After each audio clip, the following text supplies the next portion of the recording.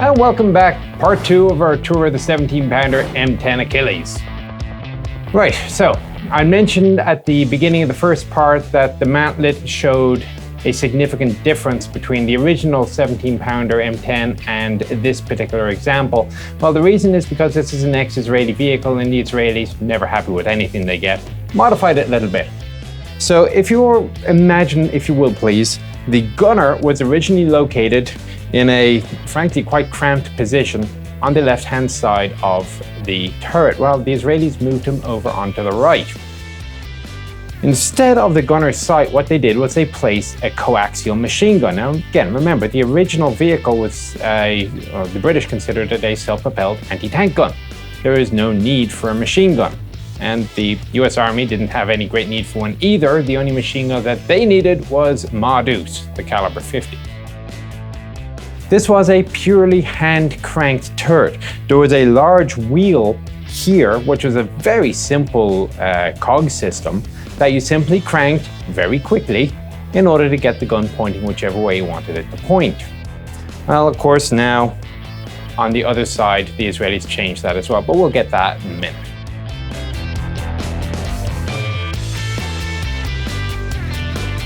Lotus Position is simple enough as befits the rest of this very simple vehicle. He has no turret platform.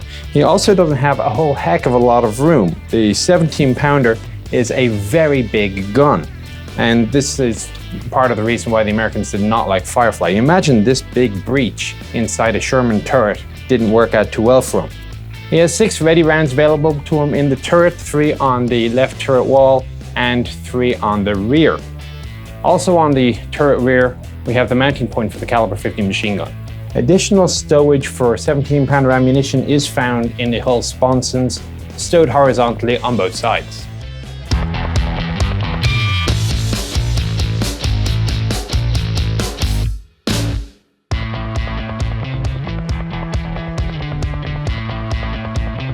So I've now come over to the gunner's position, and there's a couple of points here. Firstly, it seems that my seating position is actually angled inwards a little bit. There's a little bucket for my feet to stop it from getting caught as the gun is traversed around. We can see one of the oil gear traverse systems looks just like that out of an M4 Sherman. So obviously this is power traverse. Now that said, there is no power traverse controller here.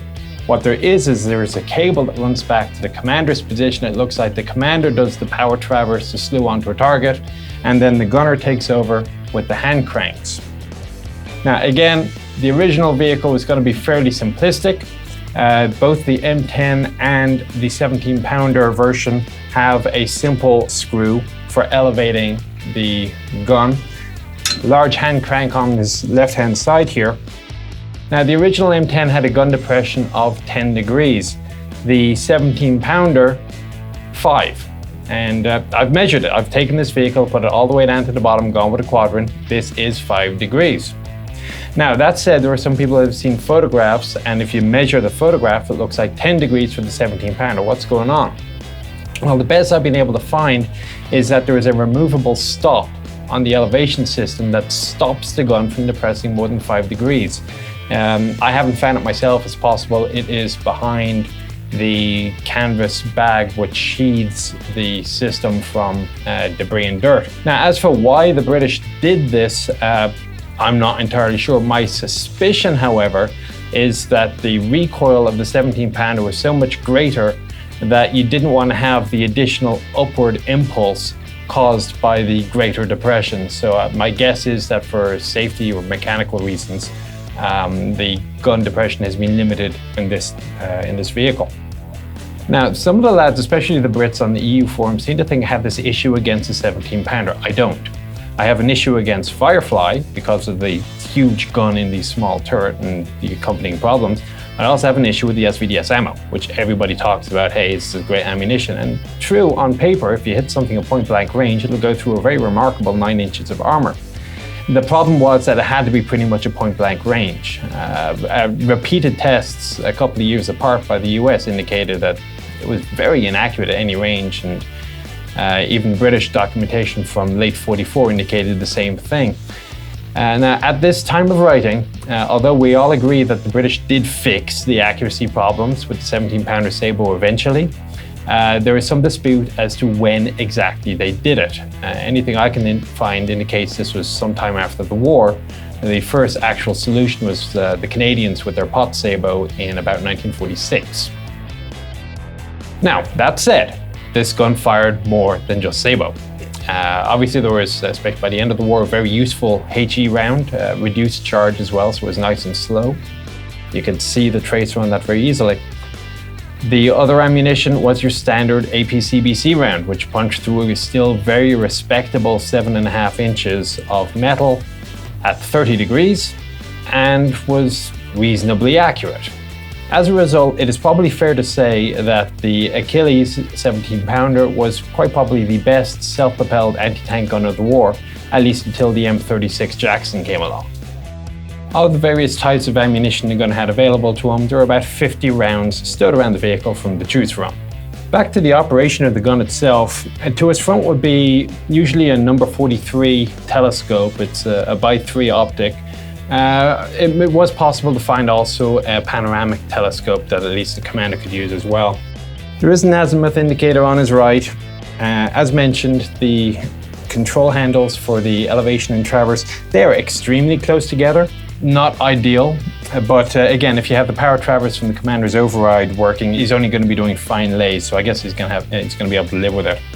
Moving to the gun itself, we have the travel lock for the 17-pounder, fits into here. They actually never removed the original travel lock for the 3-inch, which is further forward inside the turret, but I guess it's not in anybody's way. Firing system, simplicity itself, it's a lanyard. Dangles down through here, connects onto this. You pull down, this lever comes up, this moves. This bar over here sets off the firing pin. The safety is ingenious. It is simply a push rod that it is currently in the safe position. The rod connects to here and prevents the lever from moving. All you do to come to fire is you pull it out, rotate it to the side, and now the lever is free to move up or down. Or at least it would be if it wasn't basically rusted in position. The breech, vertically sliding, and the recoil guard is huge. Basically, in order to get from one side of the vehicle to the other, you got to climb over it. It also does kind of cramp the commander and loader a little bit as well.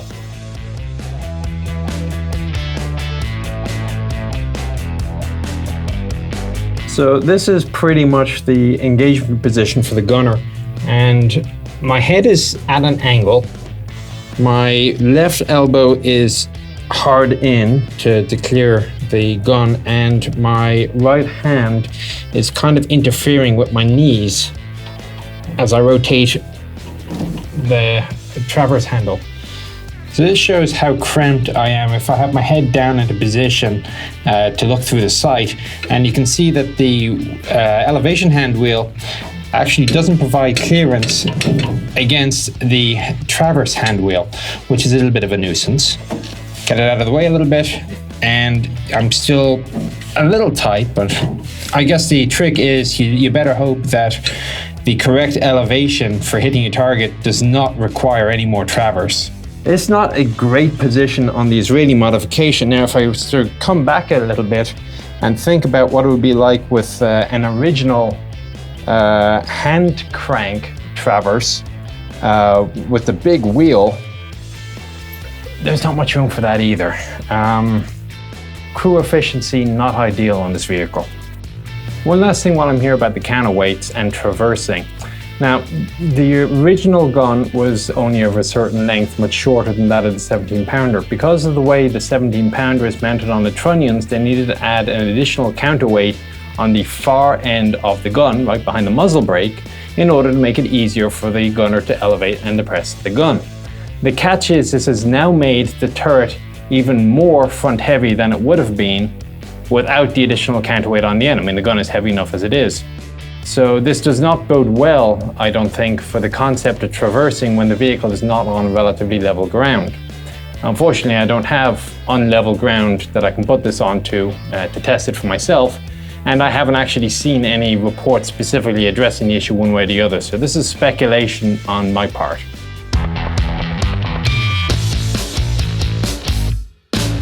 The commander's position on this vehicle is located right rear. He's got the typical round seat, although I do note that it's perfectly placed together with the rim of the turret, that I can just relax and it's simply resting my leg upon the seat.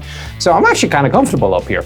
Bearing in mind also, this is an open-top vehicle. The whole point of the tank destroyers where you're going to see the enemy first and then shoot them first.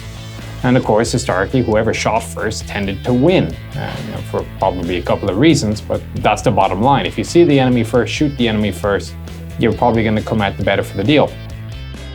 So he would have, in the Israeli modification, the commander's override would be here. He has the caliber 50 to his rear. In the American version, at least, there are 300 rounds of caliber 50 ammunition available to him. There was an intercom system, which is the only electric component above the turret ring in the original vehicles.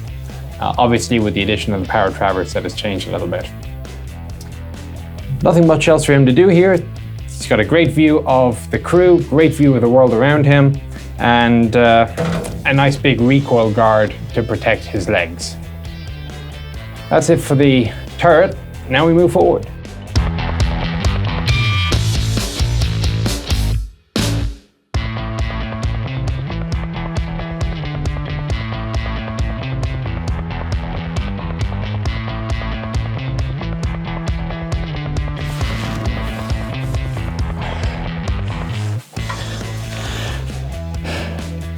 Right, those contortions were because the gun mantlet was directly over the driver's hatch, which, as mentioned earlier, you can't open and close the hatch if the gun is to the front at all. So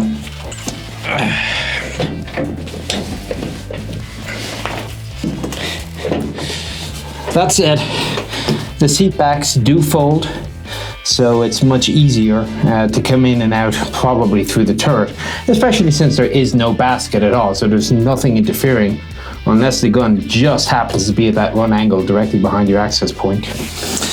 So moving in, the seat does come up and down.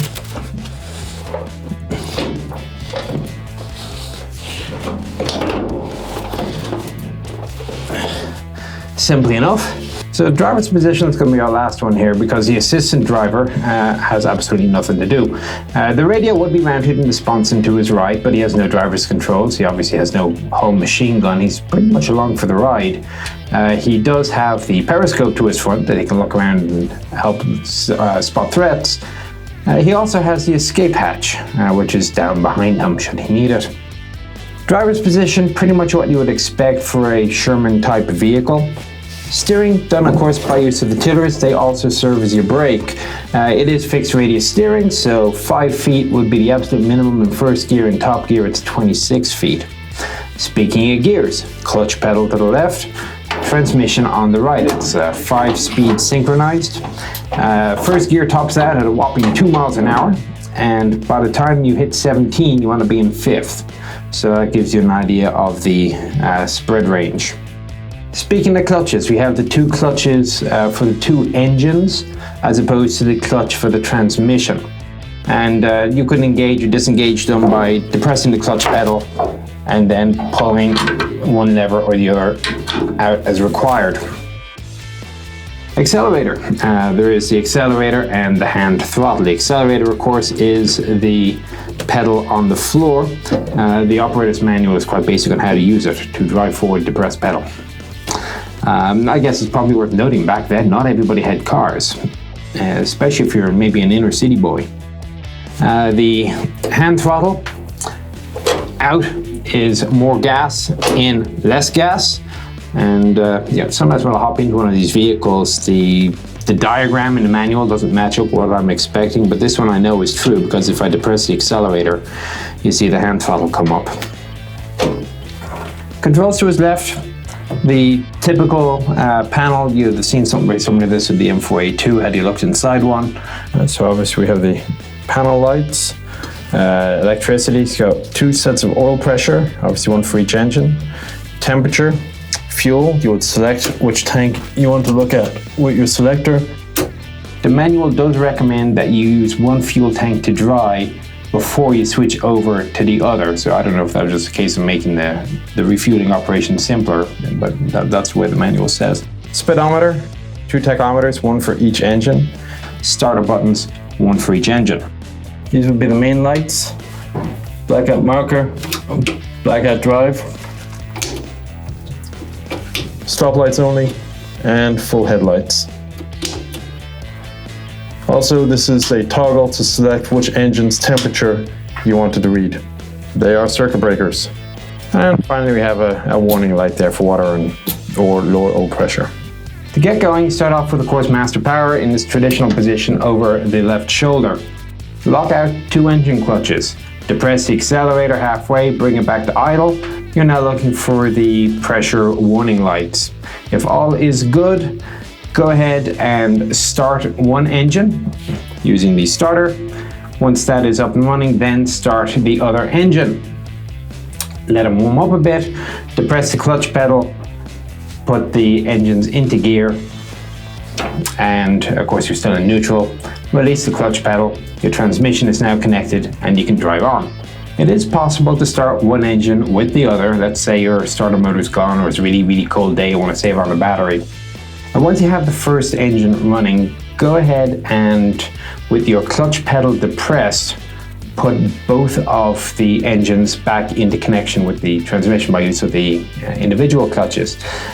Give it a bit of gas, let go of the clutch, and the one engine was now mechanically connected to the other. It should start up, of course, compression system, no electricity required. Outside of that, nothing really in here. The transmission takes up a fair bit of space to his right, but that's pretty much standard. He does have a headrest to protect his head from falling back too much. There is cushioning above him as well, so he doesn't hurt his head. Usually the driver is just going to be wearing the soft plastic helmet, but that's plenty enough to stop you from getting the knocks and bangs. The position is comfortable for somebody who is shorter than I am. I can drive this, which is saying something compared to some other vehicles that I've been in the past. And again, I'm going to digress a little bit. I say, yes, I'm taller than most. My thinking is, if I am comfortable in a tank, that means that shorter people are really comfortable. They have a lot of room to work. They're going to be very efficient. If I am uncomfortable but can still operate it, then shorter people will probably be okay. And if I can't operate it at all, even if shorter people can operate it, then it is probably still going to be a little bit cramped, a little uncomfortable, and they will be less efficient.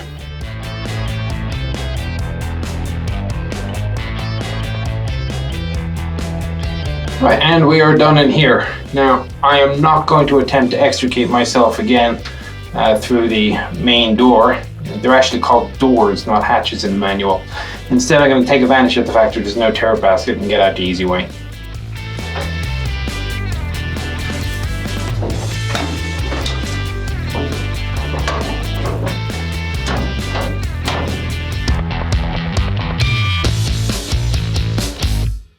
So that's about it. 1,648 M10s were sent to the British, and about 2/3 of them were converted to 17-pounder. They were used in troops of usually 4 guns, and themselves in mixed batteries in anti-tank regiments.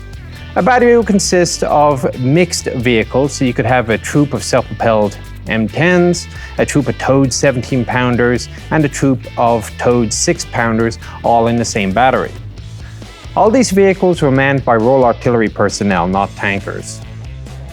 The difference between British anti-tank doctrine and the US tank destroyer concept is that although the Royal Artillery considered them anti-tank guns, they were not held purely in reserve. American tank destroyers were entirely reactionary force. However, the British would be a little bit more aggressive with their guns, for example, sighting them further forward along an expected enemy avenue of attack. The Americans would be more held to the rear in order to respond en masse to whatever came up. Now, at the core level, however, the British anti-tank artillery did function very similarly to the tank destroyer concept. It seems to be more a matter of detail. They were, in effect, the Corps' fire brigade. And that's it.